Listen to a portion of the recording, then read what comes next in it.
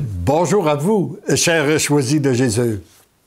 Le passé de ce jour, mon cher petit, ma chère petite, accepter de me suivre, c'est accepter de se laisser défaire pour être refait selon la volonté du Père.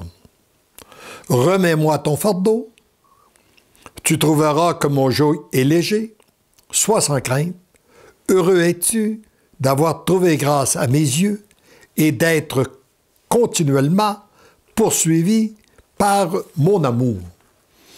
Alors, méditons le message numéro 41 du 3e volume pour bien mieux comprendre cette pensée du jour. Mon tout petit, mes choisis, je les prends en charge. Voilà une bonne nouvelle. Vous qui m'écoutez, vous êtes les choisis de Jésus. Et il vous dit, je te prends en charge. Mes choisis, je les prends en charge. Et je vois à ce qu'ils traversent ce qui leur incombe de vivre pour être totalement purifiés. Nous avons tous besoin d'être purifiés parce que nous avons tous péché. Nous avons tous vécu dans ce monde qui veut se construire sans Dieu. Donc, nous avons besoin d'être purifiés.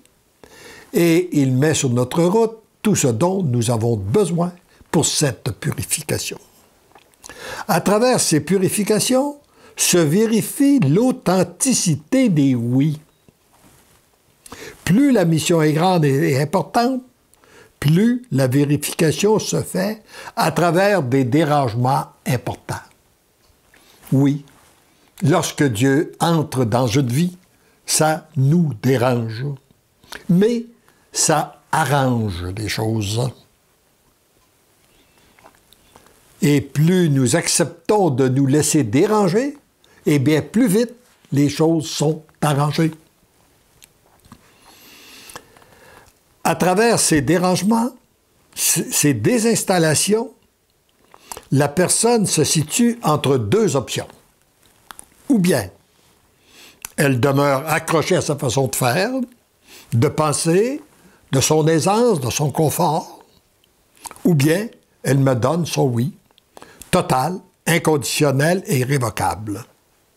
Ce qui l'oblige à quitter toutes ses sécurités pour faire un plongeon dans le vide, afin d'être totalement guidé par moi dans la docilité de mon service. C'est-à-dire dans la docilité à mon service. Et comme il est dit dans Matthieu 10, 37, si quelqu'un de me préfère à quiconque, il n'est pas digne de moi. Alors donc, Dieu ne veut pas uniquement avoir une place en nous, il veut avoir la première place. Et c'est lorsque nous lui donnons la première place que ça lui donne toute la liberté d'agir en nous.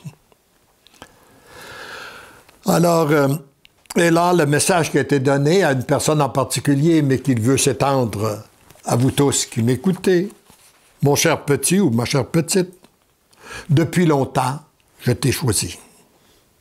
À plusieurs occasions, je t'ai démontré que je t'aimais.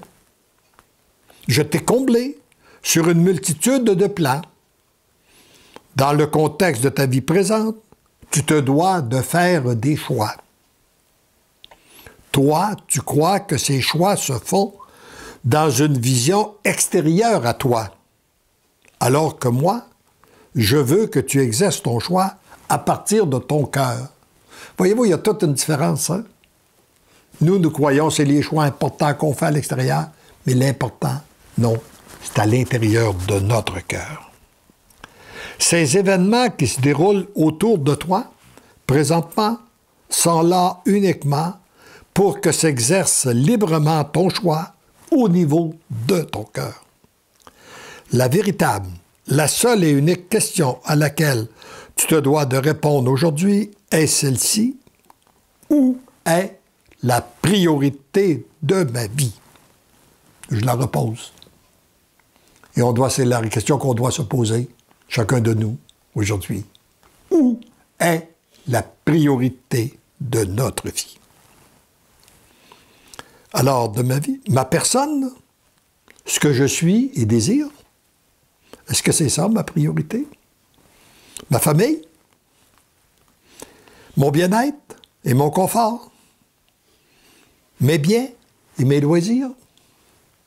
Ou mon Dieu et ce qu'il désire lui? Si la réponse est ardue, c'est que ces choix ne sont pas bien définis dans ton cœur. Voyez-vous, si nous avons de la difficulté à répondre où est réellement la priorité de notre vie, eh bien, c'est que les choix ne sont pas bien définis. Et que les événements sont là pour t'aider à faire ces choix. En toi d'abord. Par la suite, les décisions seront faciles. Mon amour est tellement grand pour toi que je te veux totalement à moi, afin qu'ensemble, nous puissions accomplir de grandes choses. Mais la plus belle, la plus importante, c'est que tu ressentes que tu es profondément aimé de moi et que tu te laisses transformer par mon amour. Voyez-vous, ne cherchons pas quelle est la plus belle des choses qui peut arriver. C'est que ressentir son amour, être profond, savoir que nous sommes profondément aimés de notre Dieu et de se laisser transformer. Accepter de me suivre, c'est accepter de se laisser défaire pour être refait selon la volonté du Père. Heureux es-tu d'avoir trouvé grâce à mes yeux et d'être continuellement poursuivi par mon amour. Remets-moi ton fardeau, tu trouveras que mon joug est léger. Sois sans crainte, je suis toujours avec toi. Divinement et follement, je t'aime. Alors, le fardeau que nous portons, empressons-nous de lui donner. Et disons-lui notre oui, et au lieu de lui demander des pourquoi, on pourrait lui dire, Seigneur, ouvre mon cœur, ouvre mes oreilles, ouvre mes yeux, ouvre mon intelligence, ouvre mon esprit, afin que je puisse bénéficier de ce que tu veux m'enseigner à travers ce que je vis présentement, que je ne comprends pas, mais toi, tu le sais. Alors, et j'accueille cette situation, je te l'offre, sachant qu'elle peut m'être très utile pour ma purification et aussi pour la mission que tu me confies.